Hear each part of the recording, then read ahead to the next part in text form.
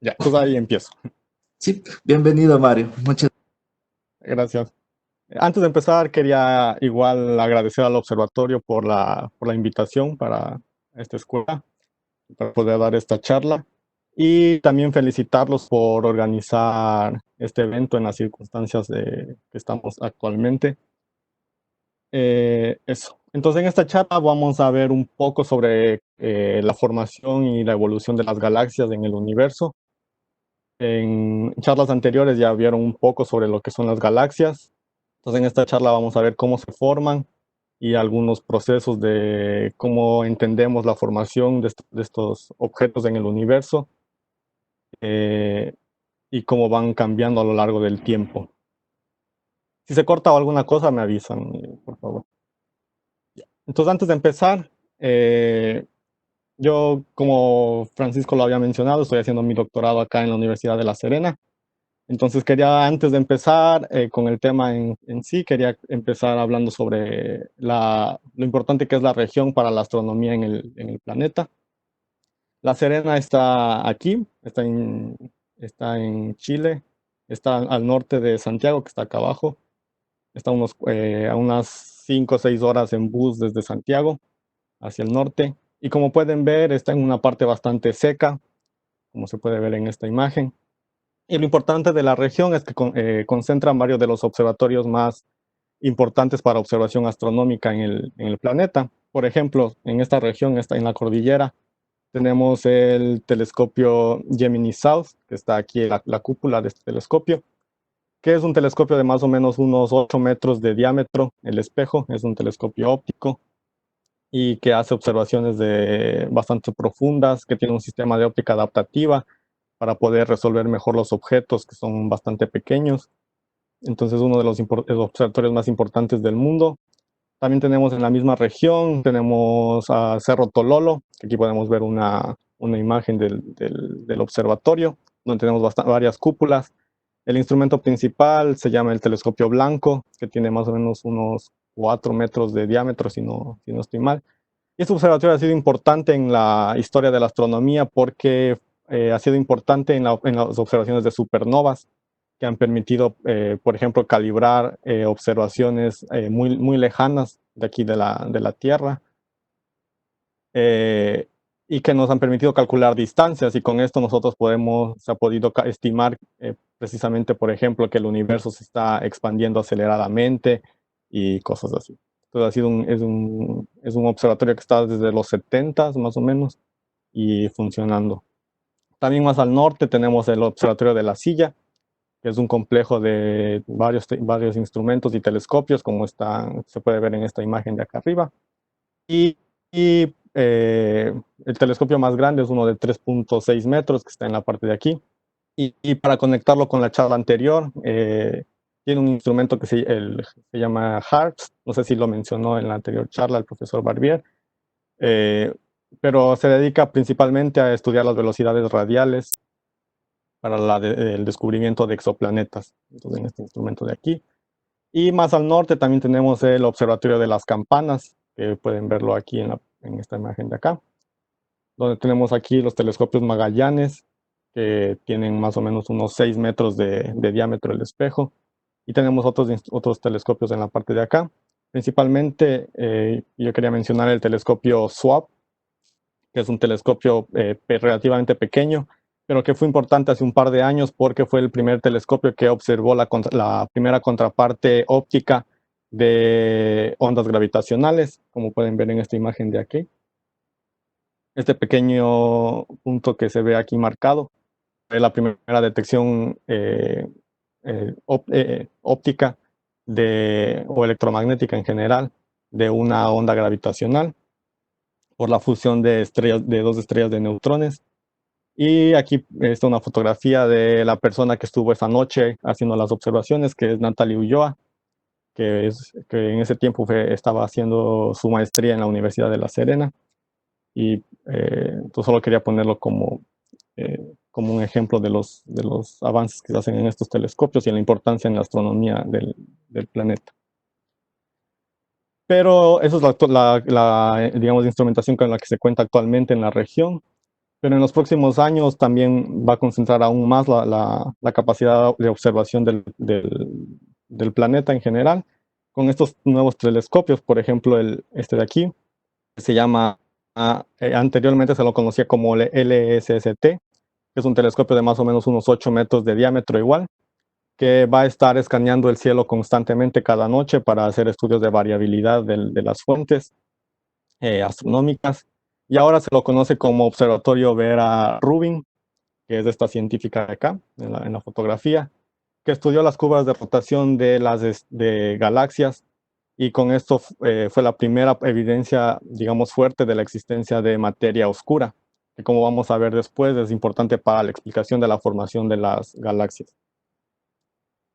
También tenemos, va a estar en la próxima década, está planeado para el 25 más o menos, el telescopio grande de Magallanes, gigante de Magallanes, que es este de aquí, está todavía en construcción, que está cerca más o menos del observatorio de las Campanas, que va a ser un telescopio de más o menos 24 metros de diámetro.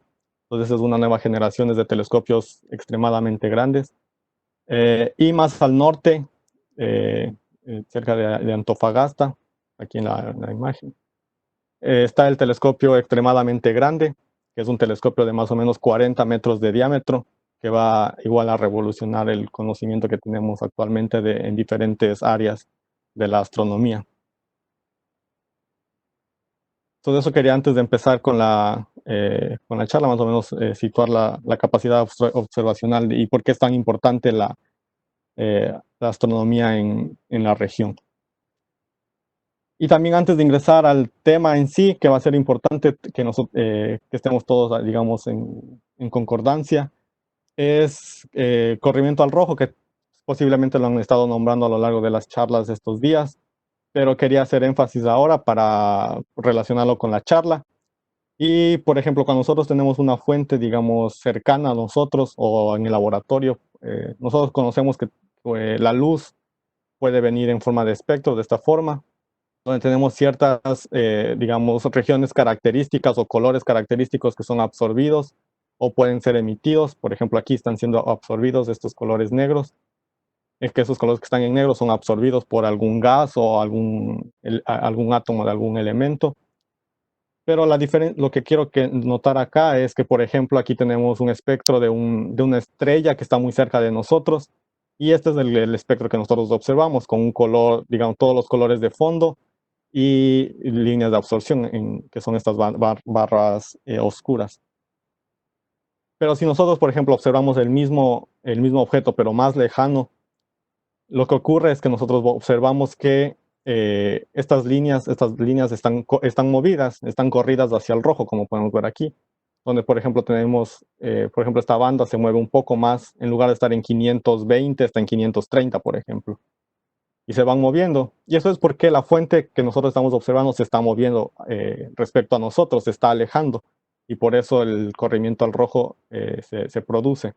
Y nosotros, al corrimiento al rojo, es lo que nosotros le decimos redshift o Z, que va a estar a lo largo de toda la charla. Entonces, cuando les diga Z o redshift, se refiere a este efecto que tiene de moverse las líneas por el movimiento de las fuentes. Y, por ejemplo, aquí podemos ver si por ejemplo, una galaxia está más lejana de nosotros. Esta línea que estaba, por ejemplo, en el verde, se va a ir como moviendo ya cerca del amarillo, y estas se van a seguir moviendo. Y si hay una galaxia que está mucho, mucho más lejano, por ejemplo, este de aquí, esta línea que nosotros observábamos fácilmente aquí, está quedando casi fuera de la región que nosotros podemos registrar. Y, por ejemplo, esta banda más ancha que estaba en el azul, nosotros ahora la vemos verde, o sea, está en la parte verde. Y eso es un efecto por el movimiento de las fuentes. Y, por ejemplo, aquí, y una relación que quería, que también no sé si la han nombrado, es que hay una relación entre la distancia a la que se encuentra una galaxia y la velocidad con la que ésta se mueve. Nosotros, con el redshift, podemos tener una idea de la velocidad a la que se está moviendo una galaxia en particular. Y Hubble, a finales de los años 20, encontró esta relación, en donde podemos ver que la distancia es proporcional a la velocidad a la que se está moviendo esa galaxia. Es decir, mientras más lejos se encuentre una galaxia, más rápido se está alejando de nosotros y viceversa. Como podemos ver en esta relación. Y para que tengan ahora en resumen digamos, a lo largo de la charla, es que si el z o el redshift aumenta, significa que la velocidad de la galaxia a la que estamos observando se está aumentando también. Si la velocidad aumenta, la distancia también está aumentando. Es decir, mientras más alto el redshift, la galaxia está más lejana de nosotros. Y mientras más lejos está de nosotros, debido a la que la velocidad de la luz es una constante, eh, es una constante, eh,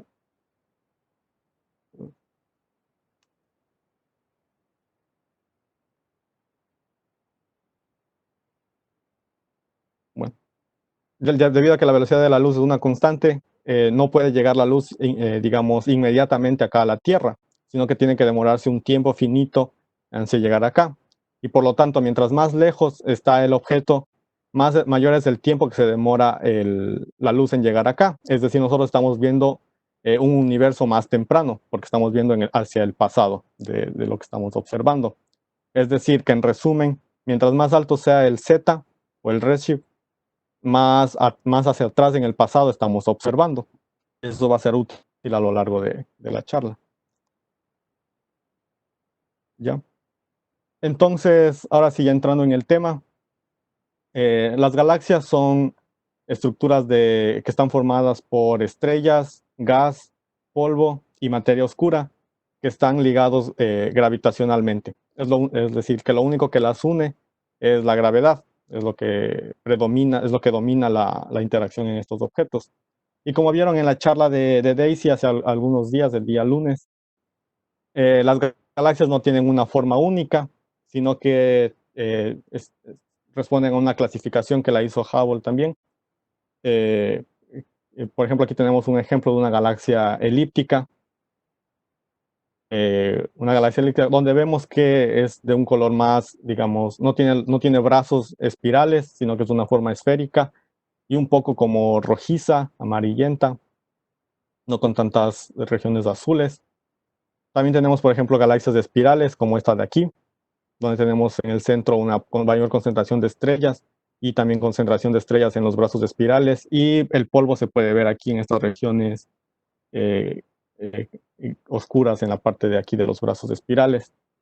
También tenemos, digamos, un tipo intermedio entre este tipo de galaxias, que son las galaxias lenticulares, que son estas de aquí, que están entre precisamente las elípticas y las espirales.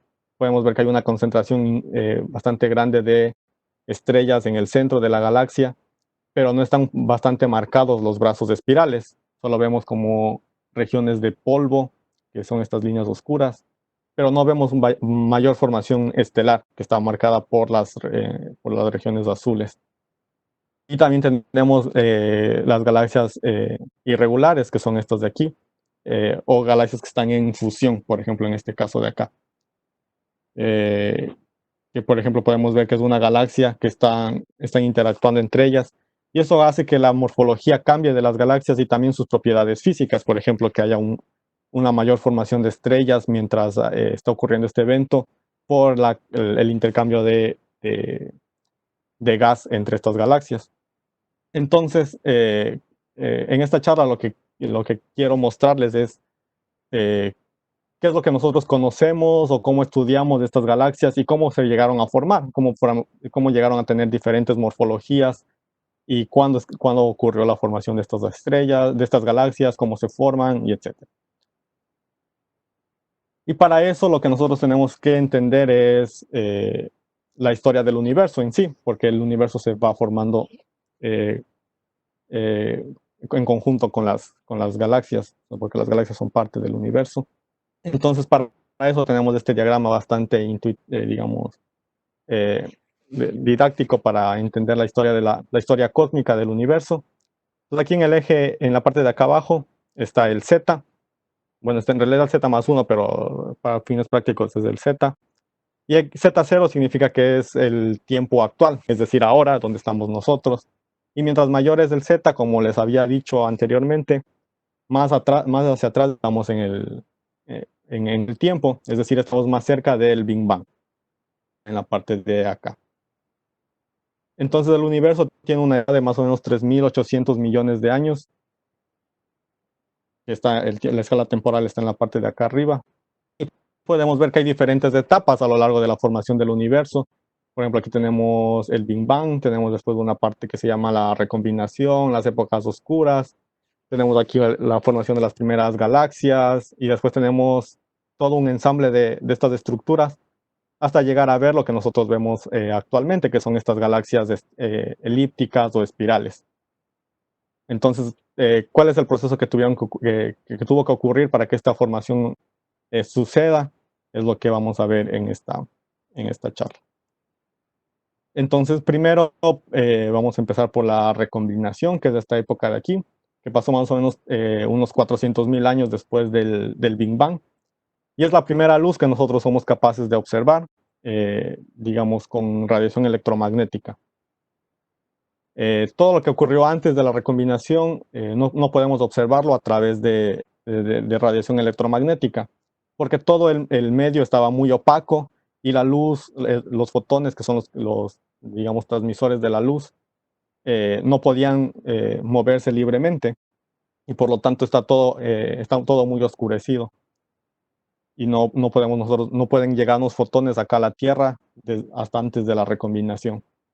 Entonces todo lo que está atrás de la recombinación es muy teórico y no puede ser, digamos, probado observacionalmente, salvo que ahora que tenemos la nueva ventana de observación del universo, que son las ondas gravitacionales, que se puede llegar más hacia atrás, pero todavía es una rama que está todavía en sus inicios.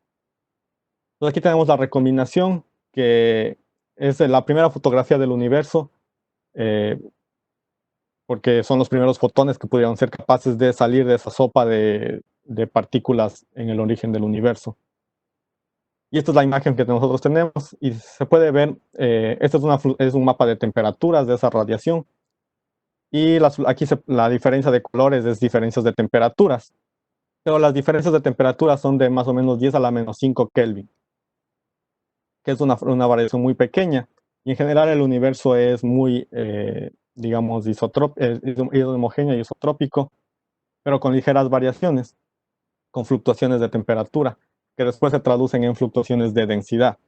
Y es lo que, por ejemplo, se cree y se postula que es el origen que sin esas, digamos, eh, inhomogeneidades no se pudo haber formado la estructura que nosotros vemos actualmente. Entonces, de aquí es el inicio de lo que dio inicio a la formación de las estructuras que vemos actualmente. Por ejemplo, aquí vemos regiones más calientes, ligeramente más calientes que otras regiones que están más azules. Y esa es la radiación cósmica de fondo que se obtuvo hace algunos años atrás.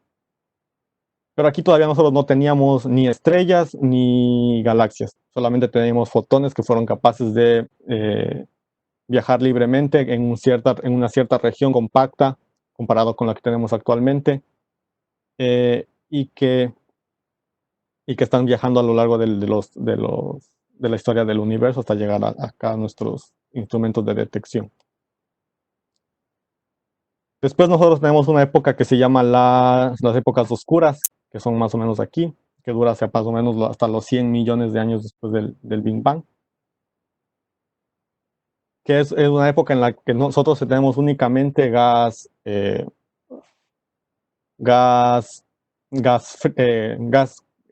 digamos, neutro.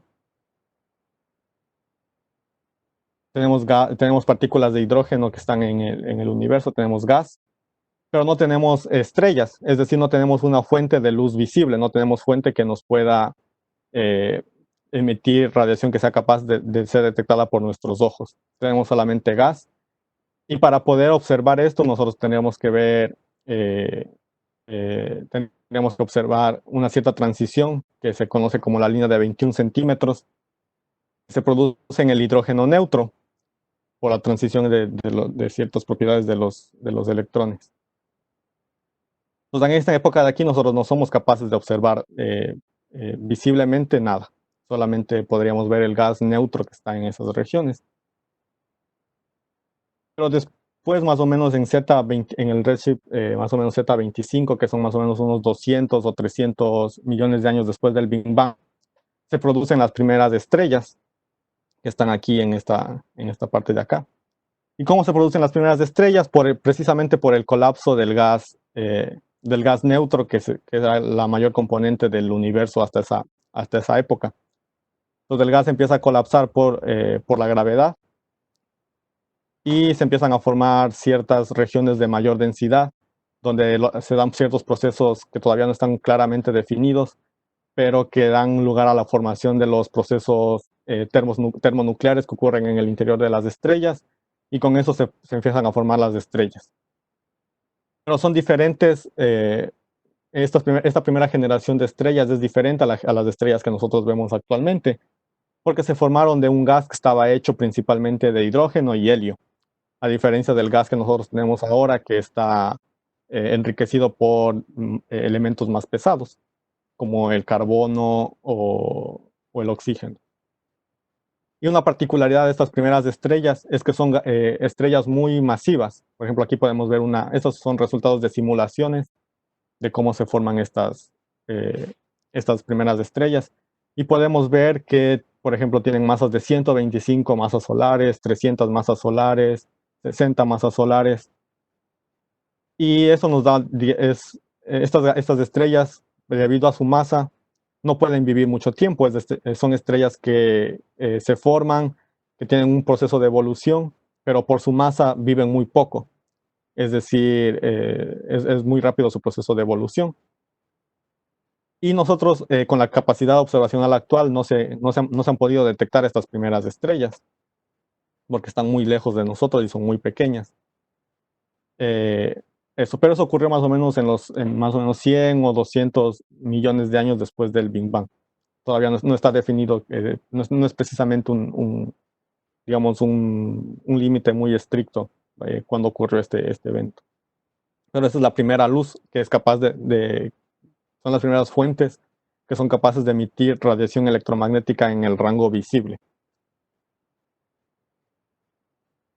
Y después, lo que nosotros tenemos es que el gas empezó a colapsar en otras estructuras más grandes que las vamos a ver más adelante. Más o menos en el Z10 se empezaron a formar las primeras galaxias en el universo, por el colapso igual del gas, pero en pozos de potencial de materia oscura, que vamos a verlo después. Y aquí empieza una época que se llama la reionización, que es cuando nosotros teníamos aquí originalmente gas neutro en la parte de acá, pero estas nuevas estrellas emiten tanta luz, digamos, que es capaz de ionizar el medio a su alrededor, y estas galaxias también, ionizar el medio a su alrededor, que es expulsar. Nosotros tenemos el átomo de hidrógeno, que tenemos un protón en el centro y un electrón que está dando vueltas alrededor de este núcleo. La ionización en lo que consiste es en expulsar la radiación es capaz de expulsar ese electrón y dejarlo libre. Entonces en la ionización lo que tenemos son electrones y protones libres. Ya no tenemos ese núcleo ligado. Entonces aquí se empiezan a formar las primeras galaxias en el universo. Y es un proceso que todavía no está muy claro en qué tan rápido ocurrió, o cómo fueron las, digamos, condiciones precisas en las que ocurrieron, o cuál fue la fuente dominante que permitió esta reionización. Pero más o menos en Z6, menos unos 1000 millones de años después del Big Bang, este proceso de reionización terminó, y ahora lo que nosotros tenemos es un medio que está ionizado, totalmente ionizado, y con diferentes estructuras, que es lo que nosotros conocemos como galaxias, que son las elípticas o diferentes tipos de morfologías. Entonces, eso es el proceso, y aquí podemos ver un diagrama de cómo ocurre la ionización. Por ejemplo, tenemos aquí una galaxia, diferentes galaxias que se están formando, y alrededor tienen hidrógeno. Estas líneas horizontales son el hidrógeno neutro, y aquí es el gas alrededor de estas galaxias que está siendo ionizado por estas nuevas galaxias que se están formando, y van cambiando las propiedades del medio alrededor. Entonces, en general, de cómo se piensa que es la época en la que se formaron las primeras galaxias en el universo. Pero ¿cómo se formaron? Para la formación de las galaxias es un componente importante es la materia oscura, que como les había mencionado, la primera evidencia observacional de la existencia de este tipo de partícula o materia fue hecha por Vera Rubin, que está aquí en una fotografía. Y lo que ella encontró es que, eh, por ejemplo, ella estudió cómo rotaban las estrellas en la parte exterior de las galaxias. Y lo que uno esperaría de digamos, de la física kepleriana es que mientras uno se va alejando del objeto central, la velocidad vaya disminuyendo, como se puede ver en esta gráfica punteada de acá.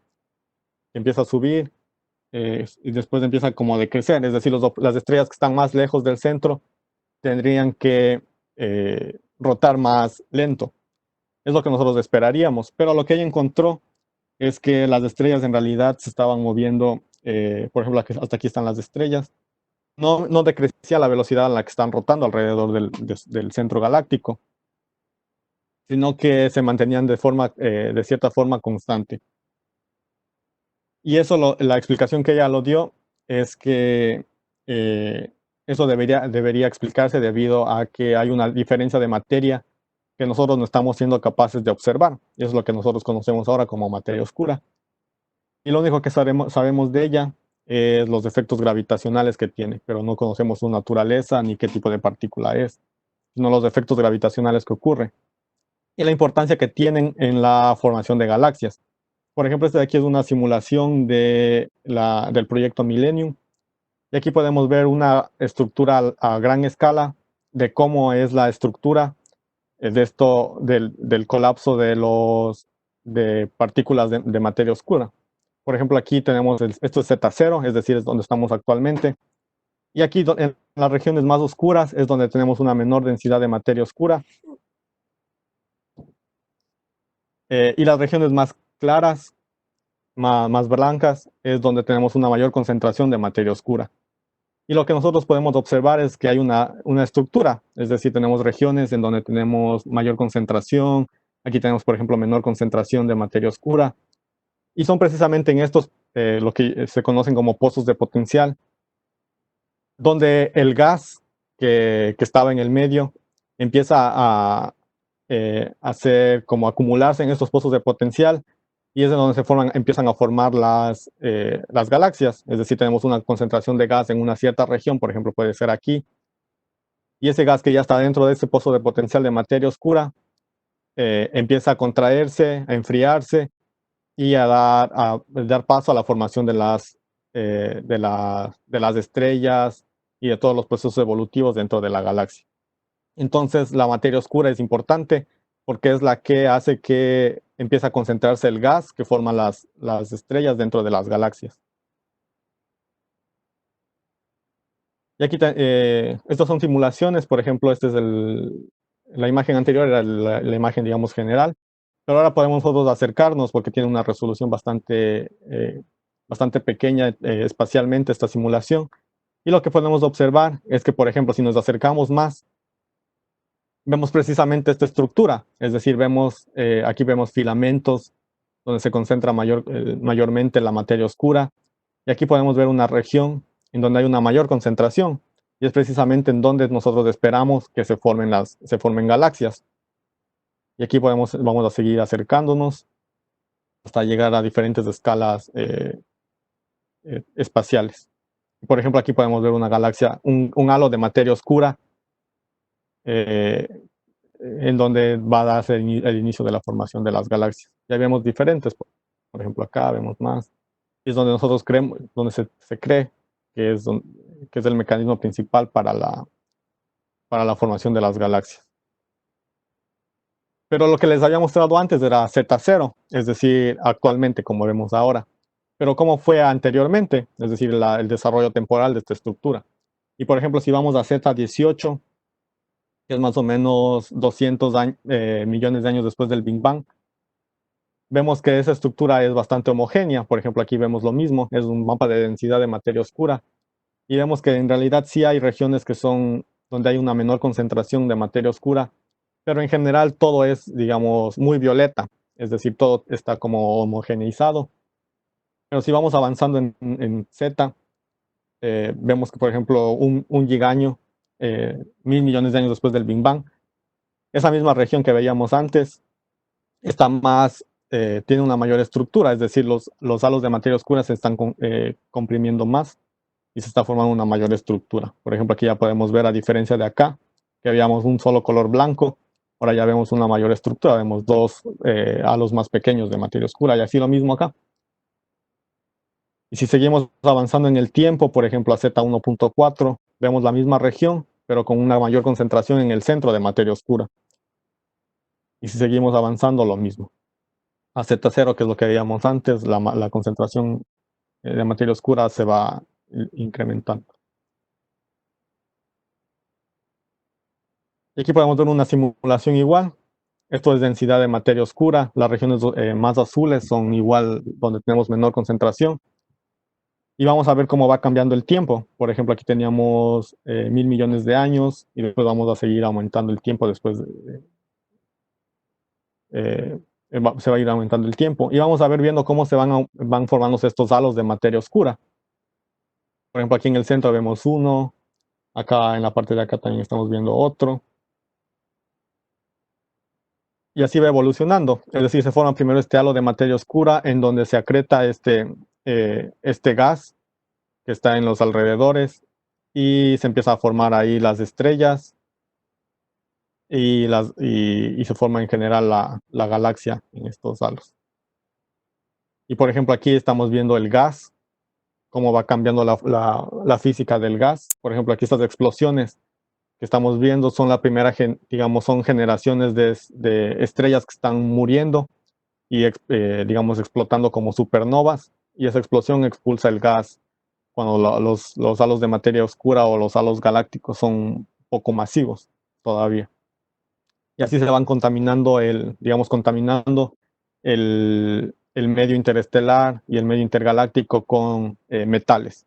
Es decir, con cosas que no son ni helio ni hidrógeno. Por ejemplo, carbono, oxígeno. Y eso, por ejemplo, favorece a la generación de nuevas estrellas con diferentes propiedades.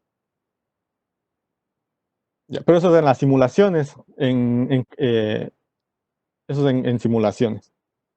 Observacionalmente, el reto es diferente. Digamos, observar objetos que están muy lejanos de nosotros, que son muy pequeños, requiere un reto bastante grande observacionalmente. Pero se han observado galaxias que están en estas épocas de primera formación de galaxias. Por ejemplo, el objeto más lejano que nosotros conocemos actualmente es de este GNZ11, que está precisamente al redshift 11, que son 400 millones de años después del Big Bang, es decir, en la generación de lo que nosotros pensamos que es la primera generación de galaxias. Y como pueden ver aquí, la morfología es diferente, es un poco más irregular que las que vemos actualmente, y son objetos bastante más compactos. Por ejemplo, este de aquí tiene 1.2 kiloparsecs de, de tamaño, esta galaxia. Y para que tengan una noción, por ejemplo, nosotros estamos alejados del centro galáctico más o menos unos 8 kiloparsecs. Eso hace que la galaxia tenga un diámetro de más o menos unos 30, 40 kiloparsecs, la Vía Láctea. Entonces son objetos bastante compactos y eso es por digamos, por la juventud de estos objetos. Y por ejemplo, acá tenemos otro ejemplo de estos objetos. Este en cambio es un cuásar que está a Z7.5 más o menos, que son como 700 millones de años después del Big Bang. Y aquí, por ejemplo, una técnica que se ocupa para observarlos de estos objetos es que nosotros observamos, por ejemplo, un objeto en un cierto color. Por ejemplo, estos gráficos es una observación del mismo objeto, pero utilizando diferentes filtros o diferentes colores. Por ejemplo, aquí vemos la observación de este objeto en un color, en otro color, en otro color, en otro color, y repentinamente en un color no lo vemos. Y eso ocurre precisamente por el redshift, que como les había dicho, hace que las líneas se vayan corriendo hacia el rojo. Eso hace que aquí no lo detectemos en este color de acá. Y eso es una idea nos da una noción de a qué distancia o a qué z tiene este objeto. Y una particularidad de este objeto es que es un cuásar, y como seguramente lo han mencionado en las charlas iniciales, un cuásar tiene un núcleo activo que está, digamos, eh, impulsado por el agujero negro central, y en este caso tiene una masa de 10 a la 8 masas solares. Eso es un objeto bastante, eh, eh, con masas mucho más grandes que el agujero negro que tenemos acá en el centro de la galaxia, por ejemplo. Entonces, el proceso de formación de estos objetos en estas escalas temporales y con estas masas solares, digamos, es todavía está en investigación el entendimiento de estos objetos.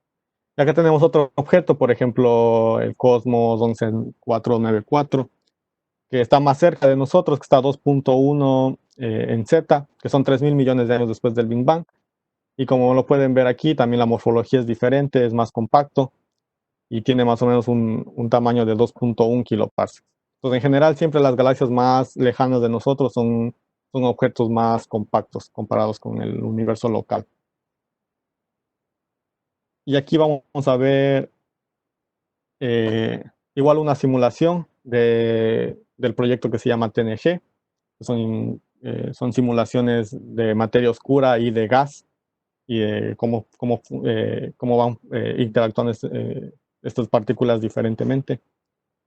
Y lo que vamos a ver aquí es en el centro, en este gráfico grande, en este de aquí, en el plot más grande, lo que estamos viendo es la distribución de gas.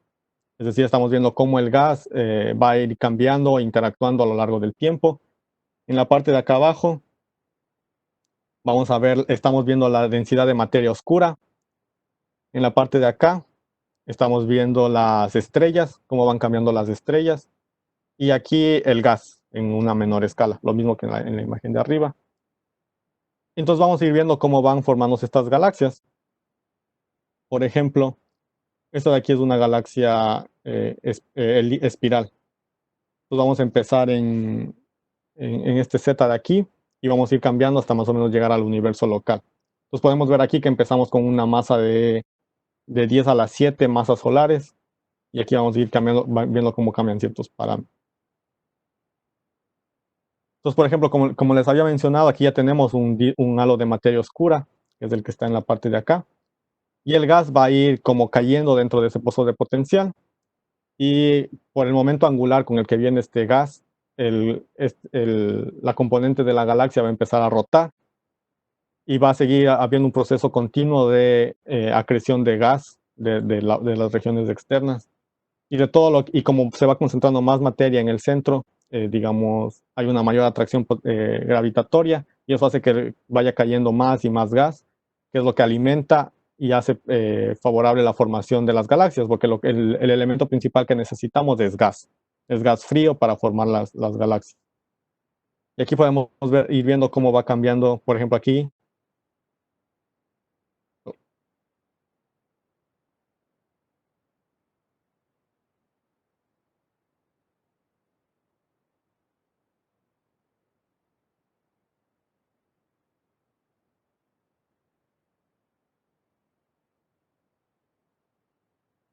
Por ejemplo, aquí ya estamos viendo cómo se está formando el disco galáctico.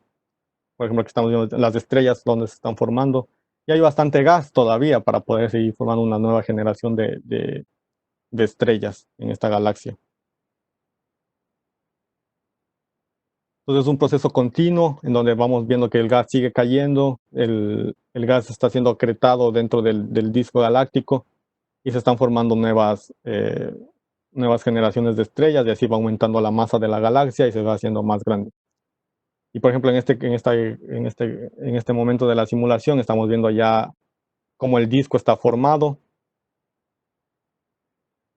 Y por ejemplo, aquí vemos una galaxia más pequeña que va a interactuar, y eso cambia la morfología de la galaxia, hace que el gas sea como extraído, y va como formándose todo el proceso de formación de esta galaxia.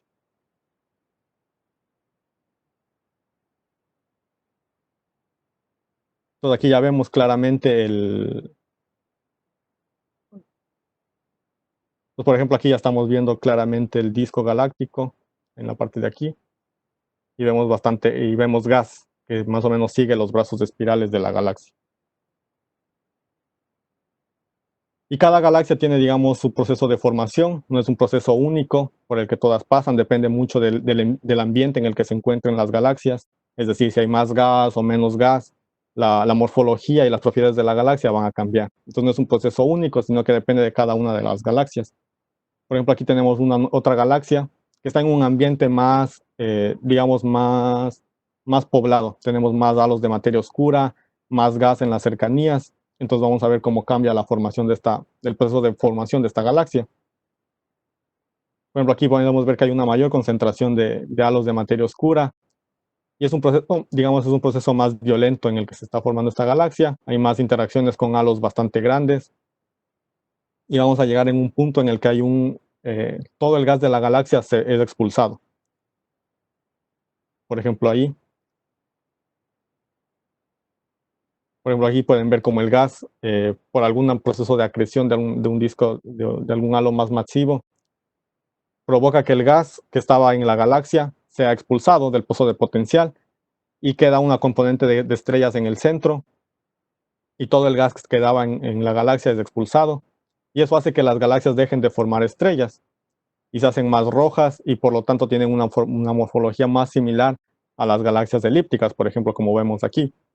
Esta de aquí es una galaxia que ya no tiene brazos espirales en los alrededores, y precisamente es porque ya no tiene, perdió gas en alguna interacción de esta galaxia.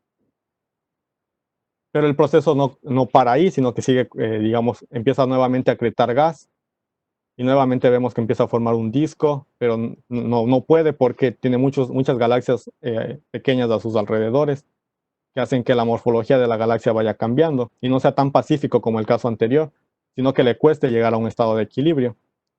Por ejemplo, aquí tiene otra nueva galaxia con la que posiblemente va a interactuar. Y por ejemplo, lo que vemos aquí es que, a diferencia de la anterior galaxia, en el centro tenemos mucho menos gas. Es porque tenemos una componente de estrellas más viejas en el centro. Por ejemplo, aquí vamos a ver cómo van cambiando ciertas propiedades, pero le voy a... Entonces el proceso va a seguir de la galaxia. Aquí tenemos nuevamente un disco, pero más pequeño que el anterior. Aquí nuevamente acreta gas y se sigue formando la galaxia, pero sigue nuevamente interactuando con más. Por ejemplo, hubo mucho gas que cayó, y al final lo que tenemos es esta galaxia de aquí. Entonces, por ejemplo, tenemos una galaxia que es elíptica. Vemos que no tiene unos brazos espirales muy marcados, pero todavía tiene contenido de gas. Es precisamente por el ambiente en el que se estuvo formando esta galaxia. Entonces eso, la formación de galaxias es un proceso digamos, que depende del ambiente en el que se encuentren, las condiciones de gas que tenga la galaxia, si es que pues, es capaz de formar o no formar más estrellas, y eso. Pero también digamos, hay estructuras más grandes que se pueden formar, por ejemplo, y con el mismo mecanismo, es decir, con el colapso del gas frío en los halos de potencial de materia oscura. Y por ejemplo, aquí estamos viendo la formación de un cúmulo de galaxias. Un cúmulo de galaxias es una estructura que alberga una gran cantidad de galaxias en esa misma estructura. Y son los objetos más masivos en ciertos casos son los objetos más masivos del universo.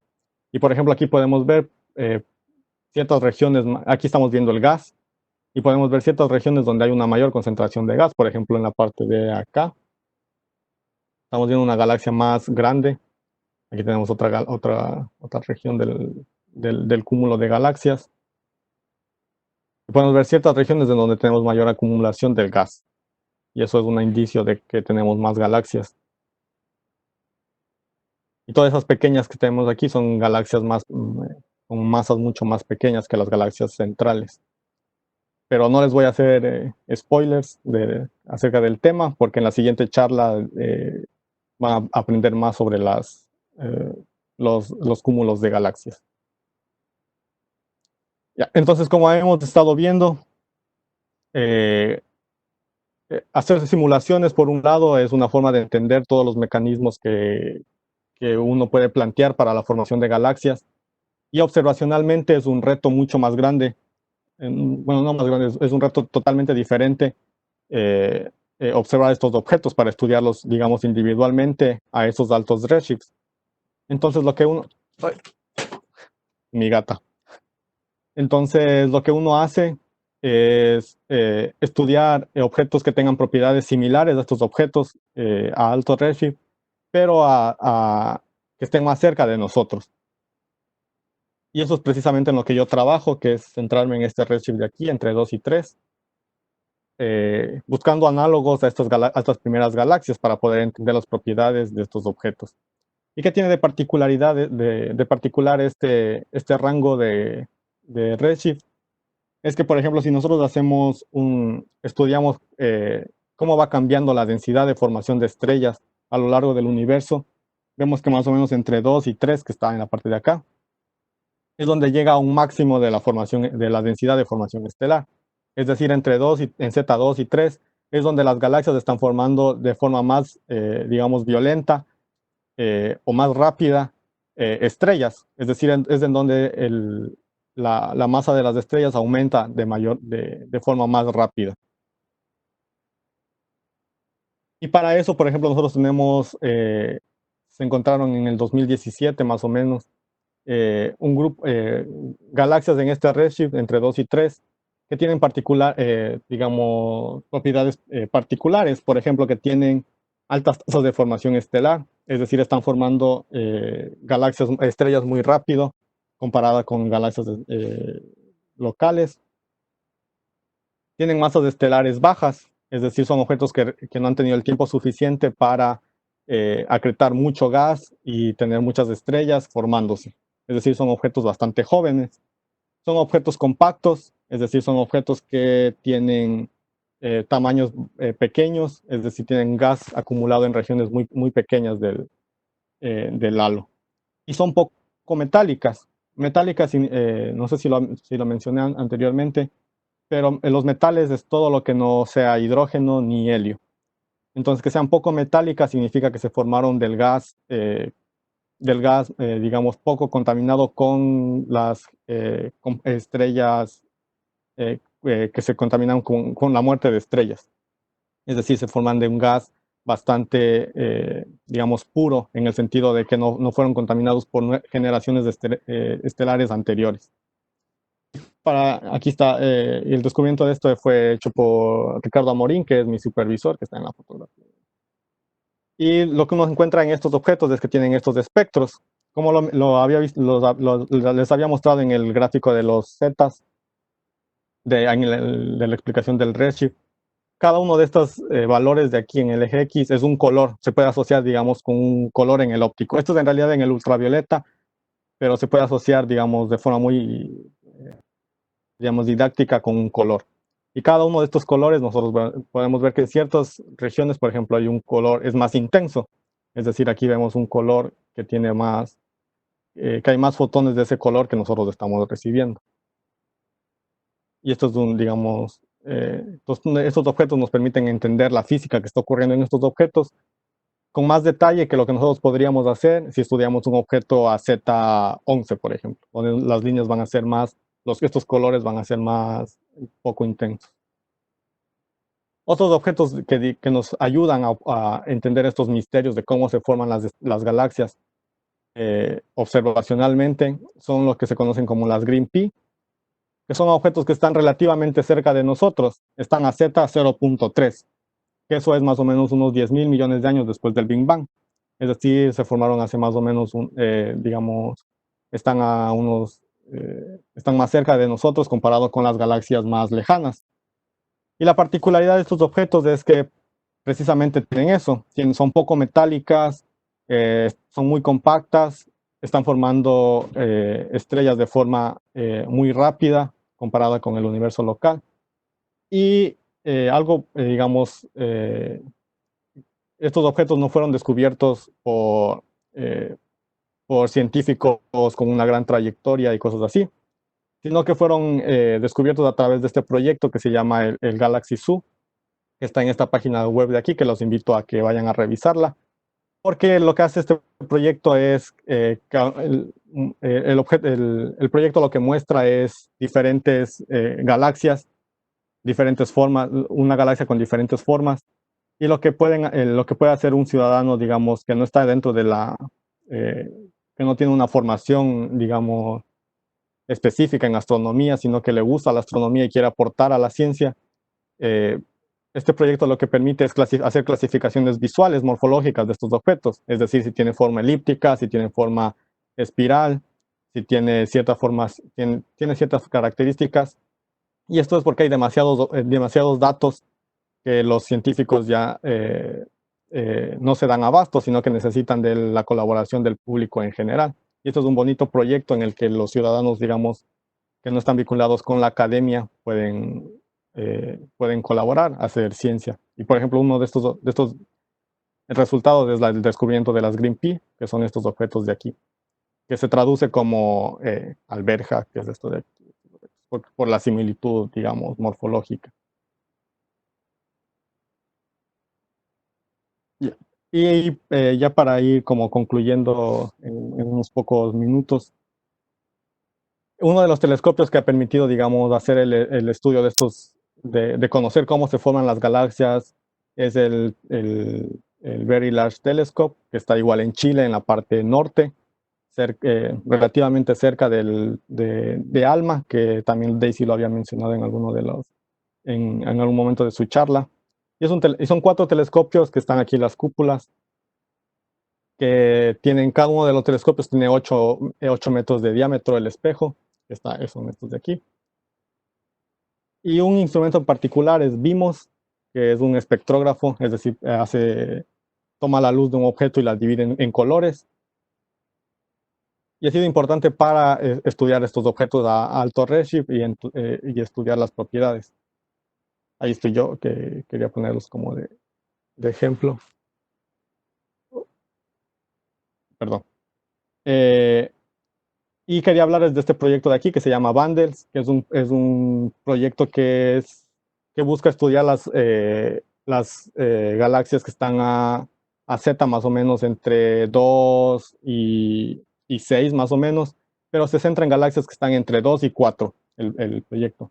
Y lo particular de este proyecto es que está liderado por Laura Penterici y Ross McClure, que son los que están ahí en las fotografías, pero son más o menos 2100 galaxias que han sido observadas, y cada una de estas galaxias tiene un tiempo de exposición entre 20 y 80 horas. Es decir, es un proyecto bastante profundo. Es decir, cada uno de estos objetos es capaz están siendo observados de forma, digamos, continua por entre 20 y 80 horas. Es decir, el detalle que pueden uno observar es bastante impresionante. Y aquí podemos ver en esta imagen de aquí, cada uno de estos puntitos, de estos círculos de aquí, está centrado en una de estas galaxias, que a simple vista no se pueden observar porque son demasiado tenues, y por eso se necesita hacer un estudio más profundo de estas galaxias, observaciones más profundas. Yo particularmente estoy trabajando con este survey en objetos que tienen este color de aquí, esta línea de emisión o color, y que son precisamente emitidos por galaxias que son poco metálicas, con formación estelar bastante intensa. Y ustedes se preguntarán cómo lucen estos objetos. Precisamente es, como les había mostrado antes, son estos de aquí. Son objetos muy compactos, muy pequeños, y ya pueden imaginarse la dificultad de hacer observaciones de estos objetos por el tamaño angular que tienen. Y eso es en cambio con los objetos más, digamos, que están lejos de nosotros, pero no excesivamente lejos. Hay otro proyecto en el que también participo, que es el que se llama CLASSY, que en cambio busca observar objetos que tengan estas propiedades, pero que estén mucho más cerca de nosotros, por ejemplo, que estén a Z0.2. ¿Y esto por qué? Porque nos permiten estudiar precisamente las galaxias, las estrellas que son más masivas, que emiten mayor luz en el ultravioleta. Y para este proyecto lo que se utiliza son observaciones con el telescopio Hubble, con un instrumento que se llama COS, que es un espectrógrafo igual. Y este proyecto tiene 135 órbitas del Hubble. Cada órbita del Hubble son más o menos 90 minutos. Entonces, eso es para que tengan una idea digamos, de qué tan grande es el reto de hacer observaciones de estos objetos. No solamente se pueden hacer con un telescopio pequeño y observarlos, sino que son proyectos que tienen bastante carga observacional. Y aquí, por ejemplo, desde aquí son las primeras observaciones de este proyecto, en donde podemos ver cierta estructura de estos objetos. Por ejemplo, vemos aquí un clamp o una aglomeración de estrellas en la parte de aquí, otra aglomeración aquí. Entonces todo esto nos va a permitir estudiar las propiedades de estos objetos con mayor detalle. Y como están más cerca, definir mejor los objetos. Entonces, ¿por qué no estudiar directamente las primeras galaxias? Ya lo había mencionado. No estudiamos las galaxias directamente porque están muy lejos. Es muy difícil observarlas. Entonces, nosotros estudiamos análogos locales a estas galaxias. Pero también porque estamos llegando al límite de la capacidad observacional que tenemos. Por ejemplo, al finales de los 90 y a inicios de los años 2000, se hizo con el Hubble lo que se conocen como los campos profundos o ultraprofundos, y que son precisamente llevar al Hubble a su límite de observación. Por ejemplo, aquí tenemos el tamaño de la Luna, y a escala tenemos diferentes campos cosmológicos, que son regiones del cielo que fueron observados profundamente. Particularmente el Hubble Ultra Deep Field, que es el que está en la parte de aquí. Pueden ver comparado con la Luna, es una fracción bastante pequeña, es más o menos un treintavo del tamaño angular de la Luna. Y lo que hicieron los científicos es observar una región del cielo que estaba, donde parecía que no había nada, es decir, no habían estrellas que estaban contaminando el campo, y estaban muy lejos de la Vía Láctea, del plano de la Vía Láctea, y observarlo por 10 días. Es decir, lo observaron digamos, de forma constante por 10 días. Y lo que observaron es, para su asombro, digámoslo así, porque no se había visto anteriormente esto.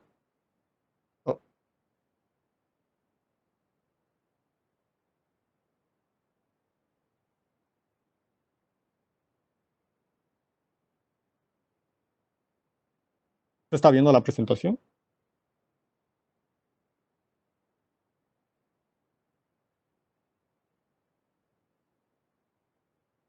Hola Marito, no se está viendo la presentación. Sí, me salió un mensaje, pero no sé qué fue. No. Voy a...